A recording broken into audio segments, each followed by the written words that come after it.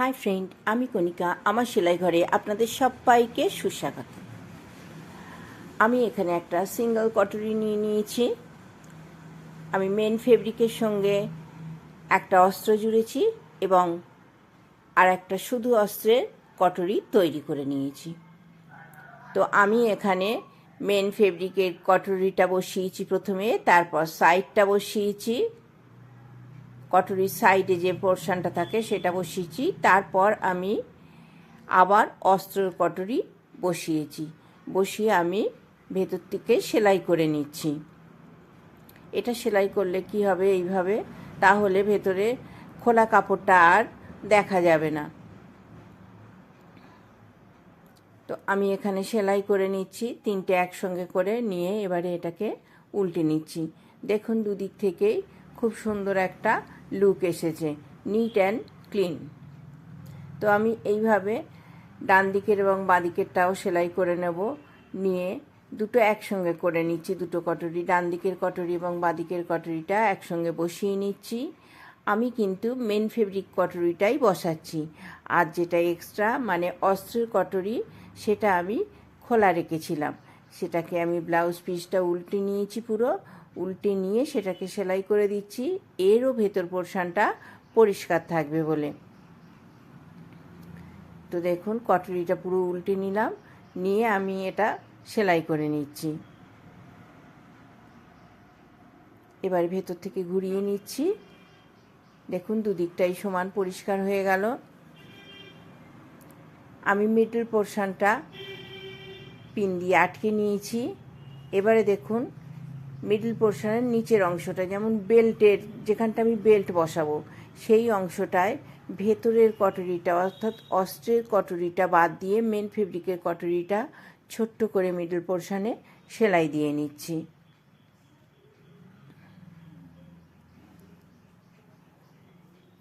এবারে আমি দুটো মাঝখান থেকে সেলাই করে নিচ্ছি, অস্ত্রের কটরি এবং মেন ফেব্রিকের কটরি মিডল পোর্শন থেকে সেলাই করে নিচ্ছি।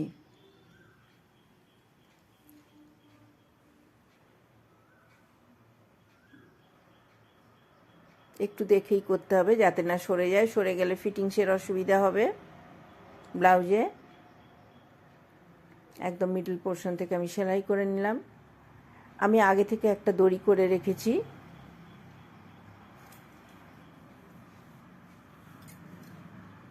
তো দড়িটা আমি এই মিডল পোর্শনের দুদিক থেকে যে খোলা অংশটা আমাদের ছিল সেই খোলা অংশটা যেটা আমি সেলাই করেছিলাম ঠিক সেই লেভেলেই একটা দড়ি আমি ঢুকিয়ে নিলাম, ওপর থেকে নিচে অবধি করে নিলাম, ঘুরিয়ে নিলাম দড়িটা। এবারে আমি দড়ির দুদিকটা সেলাই করে দেবো যাতে দড়িটা সরে না যায়। দেখুন আমি কিভাবে সেলাই করে নিচ্ছি দড়িটাকে। একটু খেয়াল করেই সেলাই করতে হবে, কারণ দড়ির ওপর সেলাই পড়লে দড়িটা আর সরবে না জায়গা থেকে। দড়িটাকে লুজ রাখতে হবে, লুজ রেখে সেলাইটা করতে হবে, দড়িটা যাতে আমি টানলে দড়িটা এগিয়ে আসে। তো দেখুন, ঠিক এই পোর্শনে হবে। এবারে আমি সেলাইটা এদিকে ঘুরিয়ে এনে আবার নিচের দিকে নামিয়ে নেব। এই দড়িটাও সেমভাবে টানা যাবে যাতে।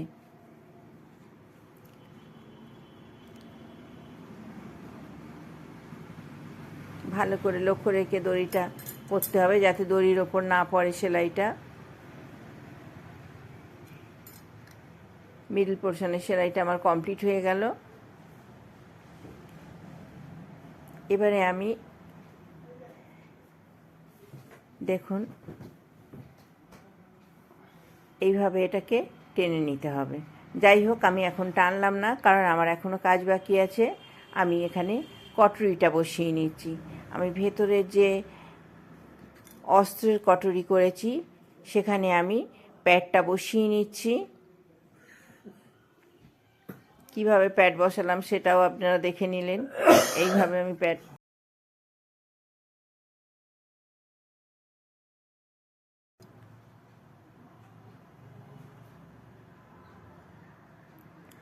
তো দেখুন, এবারে আমি বেল্ট পোর্শনটা কিভাবে লাগাচ্ছি। আমি বেল্টের মিডল পোর্শনে ছোট করে কাট লাগিয়ে নিয়েছি। আমি ফিতেগুলো দেখুন পিন আপ করে ওপরে তুলে নিলাম যাতে না ফিতেগুলো সেলাই পড়ে যায়।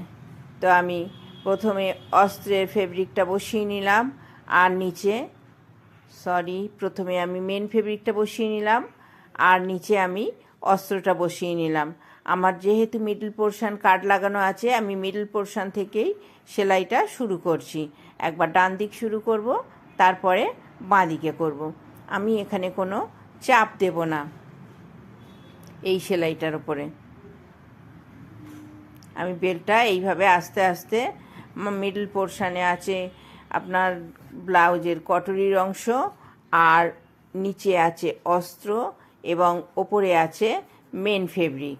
তো এইভাবে আমি বেল্ট পোর্শনটা রেডি করে নিচ্ছি।